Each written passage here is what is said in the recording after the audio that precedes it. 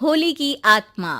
बचपन से शहर में रहने वाला मनोज इस साल होली की छुट्टियों में अपने गांव दुर्गापुर वापस आता है, जहां उसे देख पूरा गांव खुशी से झूम उठता है।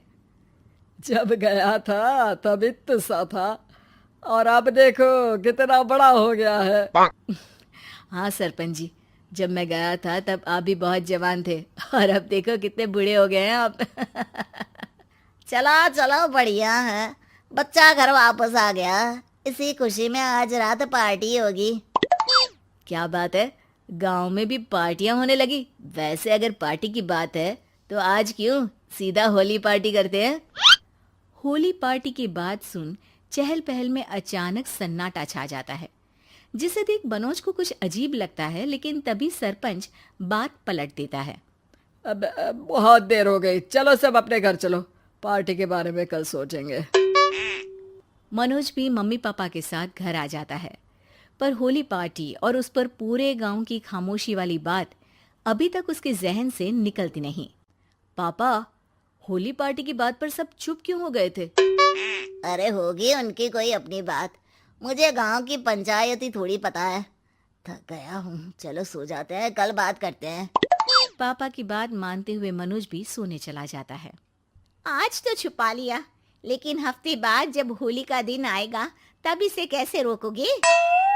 अगली सुबह सूरज के साथ ही मनोज भी गांव घूमने निकल जाता है, जिस पर रास्ते में उसे अपनी ही उम्र के कुछ लड़के भी मिलते हैं, जिनसे दोस्ती कर अब वो उनके साथ घूमने लगता है। इसी तरह कुछ दिन बीत जाते हैं और होली नजदीक आने लगती है। दोस्तों, होली में 4 दिन ही बचे हैं, पर गांव में उसकी कोई तैयारियां क्यों नहीं दिख रही? क्योंकि यहाँ होली नहीं मनाई जाती।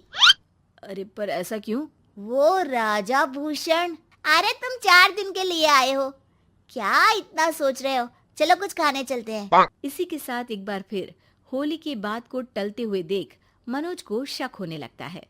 वो घर पहुंचते ही इंटरनेट पर अपने गांव और राजा भूषण के बारे में जानकारी निकालने लगता है। क्या? मुझे आज तक ये नहीं पता था। ऐसा कैसे? किसी ने मुझे कुछ बताया क्यों नहीं? सारी जानकारी लेने के बाद मनोज गांव वालों या अपने मम्मी पापा से कुछ पूछे बिना खुद ही उसकी सच्चाई के बारे में छानबीन करने लगता है, जिसके चलते वो राजा भूषण की हवेली में पहुंचता है। वाह, क्या हवेली है यार।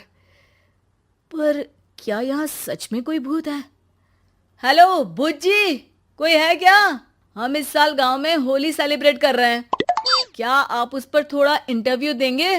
मनोज के ऐसा बोलते ही गांव में तूफान उठ जाता है और हवेली में रखी सारी चीजें हिलने लगती है। एक अदृश्य शक्ति मनोज को धक्का देकर हवेली से बाहर निकाल दरवाजा बंद कर लेती है। ये सब देख मनोज हैरान रह जाता है। क्या अभी मुझे हवा ने धक्का देकर बाहर निकाल दिया? मेरे होते हुए इस गांव में कभी होली नहीं मन सकती, इसलिए दोबारा ऐसी कोशिश भी मत करना, अंजाम बुरा होगा। आवाज सुन मनोज हैरानी से इधर उधर देखने लगता है, पर उसे कोई दिखाई नहीं देता। वो गांव वापस आ जाता है, जहां तूफान की वजह से सब कुछ तहस महस हो चुका होता है। आखिर ये तूफान आया कैसे? ना ऐसा कोई मौसम था और ना ही हमने होली का त्योहार मनाने की बात की थी। सरपंच की बात पर कोई रिएक्शन दिए बिना मनोज चुपचाप अपने घर चला जाता है।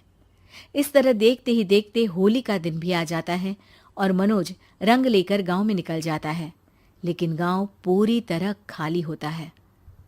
अरे त्योहार का दिन है, धूमधाम की जगह मातम क्यों मनाया हुआ है? मनोज की आवाज सुन सब अपने घर की खिड़कियां खोल के घर के अंदर से ही उसे वापस जाने के लिए कहने लगते हैं, पर वो किसी की नहीं सुनता। तुझे पहले भी समझाया था, अगर होली खेलने की कोशिश भी की तो अच्छा नहीं होगा। अरे बात मान लो बेटा, तुम्हें सच नहीं पता। मुझे सब पता है। सालों पहले इस राजा ने एक अंधविश्वास फैलाया और आप लोग आज तक उसे मानते आ रहे हो। अरे बेटा, जब तुम पैदा भी नहीं हुए थे उससे भी बहुत पहले से इस गांव पर होली का श्राप है। अगर गांव में होली का त्योहार मनाया जाता है तो प्रलय आना पक्की बात होती है। राजा भूषण इस सब में नहीं मानते थे और त्योहार मनाने लगे, जिसके चलते होली वाले ही दिन पहले उनके बेटे की और फिर उनकी मृत्यु हो गई। तभी से गांव की रक्षा के लिए उनकी आत्मा उस हवेली में रह रही है। सबकी बातें सुन मनोज उलझन में पड़ जाता है। सोचना भी मत मनोज, अगर तुमने इस परंपरा को तोड़ने की कोशिश भी की तो उसका परिणाम इस गांव और गांव के लोगों के लिए अच्छा नहीं होगा। मुझे भी यकीन नहीं हो रहा कि आप लोग एक बेतुकी बात को मानकर सालों से रंगों के त्योहार को मातम की तरह मनाते आ रहे हो। मनोज किसी की कोई बात ना मानते हुए पूरे गांव में रंग बिखेर देता है, जिसके तुरंत बाद वहां तूफान के साथ बिजलियां गरजने लगती है। अचानक मौसम में ऐसा बदलाव देख जहां मनोज कंफ्यूजन में आ जाता है, वहीं गांव वाले डर से सहम जाते हैं।